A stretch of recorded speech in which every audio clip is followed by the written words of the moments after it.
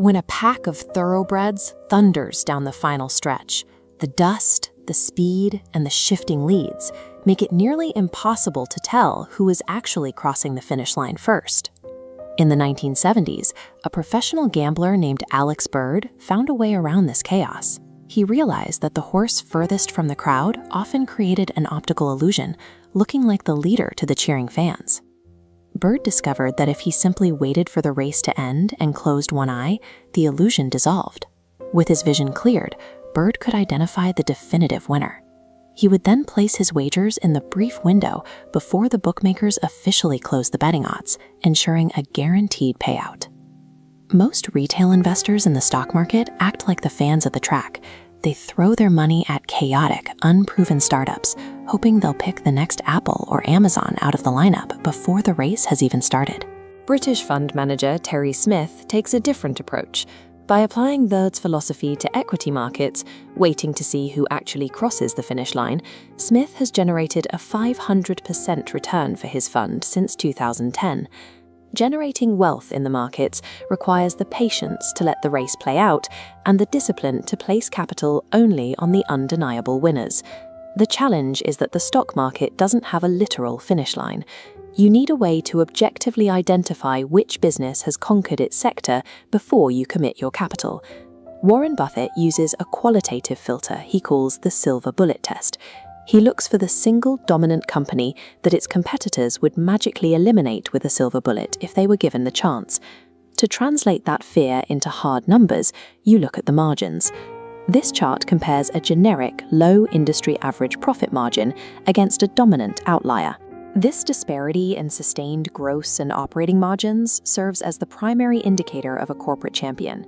To confirm that dominance, we expand the timeline.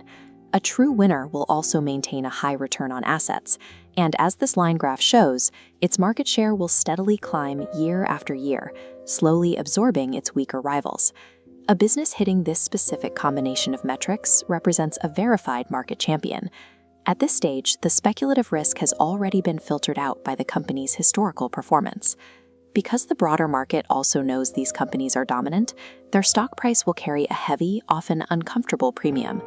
Terry Smith navigates this sticker shock with a philosophy he calls buy once, cry once. Imagine you have the choice between buying a car in two parallel universes. In the first universe, you buy the cheap, discount option. Over the next decade, that bargain turns into an endless cycle of rust, failing brakes, and clunky gearboxes, leaving you stranded on dark roads. In the parallel universe, you buy a premium, high-quality vehicle. You might sob at the dealership when you pay 3 times the price of the cheap car, but for the next 10 years, it delivers flawless, highly reliable performance. The logic carries over to corporate equities.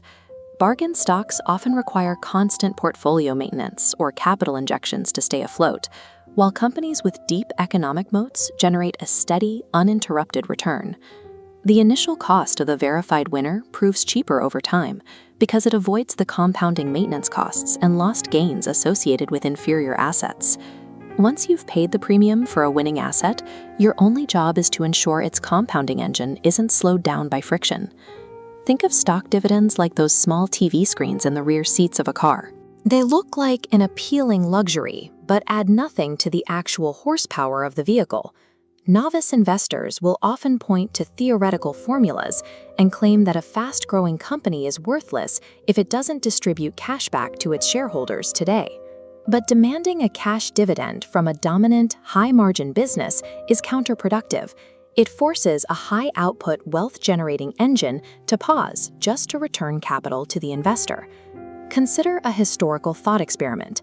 It's 1980, and critics are aggressively demanding that Warren Buffett's Berkshire Hathaway begin paying out 50. While that taxed fraction grows slowly over time, the untouched dollar retained inside Berkshire Hathaway's business compounds without friction, stacking into a vast capital base. Historically, Buffett has generated well over $1 of market value for every single dollar kept in the business. Exceptional corporate management teams know how to deploy capital. They understand that retaining earnings to fuel a proven, high-margin business will always outperform a taxable cash payout. To reach financial freedom, abandon the hunt for cheap bargains and dividend traps. Pay the premium for undeniable winners and let their frictionless compounding do the work for you. It is easy to identify high-profile leaders with durable moats, massive growth, and dominant pricing power. But judging a company exclusively by its quality while ignoring its price tag is a mistake. Professional investors call this first-level thinking, the amateur assumption that a great business is automatically a great investment. The math is unforgiving. Buy a company growing at 20% a year when the market priced it for 30%, and you will lose money. Over a 7-year timeline, the gap between reality and expectation only widens. The company thrives, but the investment underperforms. High returns depend on waiting for the gap between a company's quality and its valuation to move in your favor. Securing a 30 or 40% discount on a premium stock requires waiting for the market to temporarily fall out of love with it. This often happens after a minor quarterly earnings miss. If Wall Street expects 35% growth and the company reports 20%, the reaction is frequently severe. Because a quarter is just a 3-month window, a short-term stumble can trigger an irrational shift in sentiment. The narrative quickly moves from global dominance to questioning if the company will exist in 5 years. Broader panics create similar opportunities. When the herd starts running in one direction, investors often hit the sell button on every position they hold, regardless of the underlying business quality. During the 2020 pandemic crash, even businesses with durable software operations and immune balance sheets saw their valuations drop by 25% as they were swept up in the general sell-off. These periods of collective panic provide the entry points required for those prepared to buy quality at a discount. To determine if a stock is actually discounted, most retail investors look at the price-to-earnings, or PE ratio. However, earnings can be misleading. Relying on them is like buying a used car because the paint looks new, without checking the condition of the engine under the hood. Accounting rules allow management to influence earnings through share dilution, exaggerated depreciation, or by capitalizing costs that should have been recorded as expenses. Free cash flow yield provides a more robust measurement of a company's health. This metric filters out the noise. Adjustments like depreciation or share creation do not affect the formula, leaving only the actual cash produced by operations. This figure represents what is often called owner's earnings. It is the liquid cash available to pay dividends, buy back shares, or reinvest in the business. A high free cash flow yield confirms the discount is backed by tangible liquidity, filtering out businesses that only appear profitable on an income statement. Once you have acquired a quality company at a cash-backed discount, the challenge shifts from analysis to temperament. There will be years when riskier, high-leverage strategies appear to outperform a sound valuation process. The pressure to abandon your strategy and chase short-term performance can be intense. However, measuring results over a single year, one lap around the sun, is an arbitrary benchmark for a long-term business.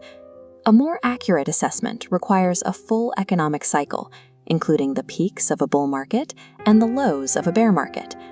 Highly leveraged strategies often fail during inevitable downturns. A strategy based on fundamental valuation is designed to survive the entire cycle. Sustained performance requires the discipline to follow a sound process and the patience to ignore the noise of the herd until the cycle is complete.